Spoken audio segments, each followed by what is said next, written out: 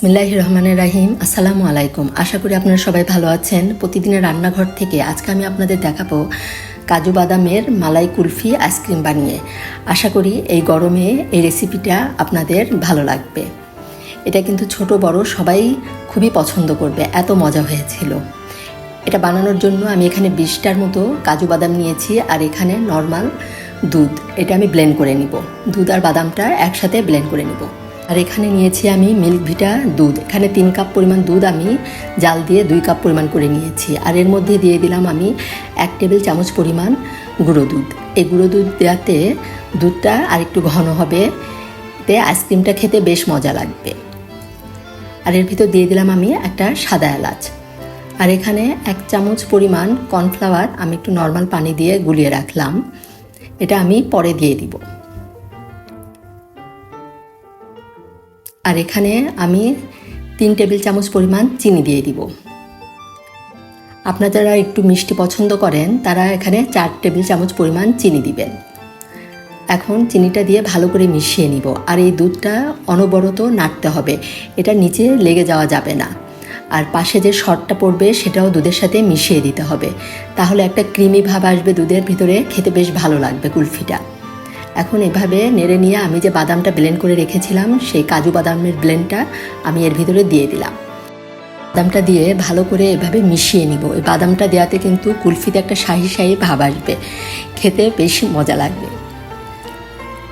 এখন এই যে এভাবে অনবরত নাড়তে হবে। এভাবে নেড়ে দেখবেন যে বেশ বাদামটা দেওয়ার পরেই অনেকটা ঘন হয়ে আসবে। এখন এর ভিতরে আমি দিয়ে দিব যে কর্নফ্লাওয়ারটা আমি গুলিয়ে রেখেছিলাম, সেই কর্নফ্লাওয়ারটা দিয়ে দিব। আপনারা ইচ্ছা করলে কর্নফ্লাওয়ারটা না দিলেও হবে, আমি কর্নফ্লাওয়ারটা দিলাম যাতে একটু ঘনত্বটা, যেহেতু কুলফিতে একটু ঘন হলে খেতে ভালো লাগে। এখন এই যে ভালো করে মিশিয়ে নিয়ে আর 5 মিনিটের মতো এটা চুলার উপর রাখবো আমি। আর চুলাটা কিন্তু মিডিয়াম হিটে এটা রাখতে হবে, মিডিয়াম হিটে এভাবে জাল করতে হবে। এই যে এভাবে পাশের সরগুলো তারপরে কোনোভাবেই নিচে এটা লেগে যাওয়া যাবে না, তাহলে পোড়া একটা গন্ধ আসবে, তখন কুলফিটা কিন্তু খেতে ভালো লাগবে না।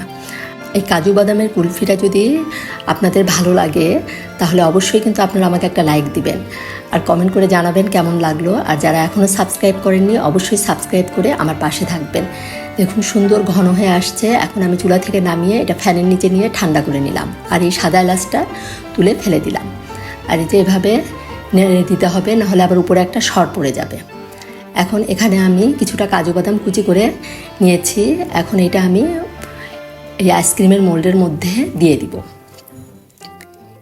এতে করে যখন আইসক্রিমটা খাবো তখন এই বাদামটা যখন মুখে পড়বে খেতে খুবই ভালো লাগবে। এখন বাদামগুলো দিয়ে আমি এর ভিতরে এই যে আইসক্রিমের লিকুইডটা এর ভিতরে আমি দিয়ে দিব। একদম পুরো ভরা যাবে না, যে একটা দাগ আছে দাগ পর্যন্ত দিতে হবে। এভাবে দিয়ে এটা আমি ডিপ ফ্রিজে 12 ঘন্টার জন্য রেখে দিব। এটা খেতে কিন্তু খুবই মজা হয়েছিল। বাদামটা ব্লেন্ড করে দেওয়াতে আইসক্রিমটা মুখে দিতেই বাদামের টেস্টটা বেশি লাগছিল, খেতে খুবই ভালো লাগছে। বাসার সবাই কিন্তু এটা খুবই পছন্দ করেছিল। এখন আমি এই যে আইসক্রিমের মুখগুলো লাগিয়ে দিচ্ছি, লাগিয়ে এটা ডিপ ফ্রিজে রেখে দিব আমি 12 ঘন্টার জন্য।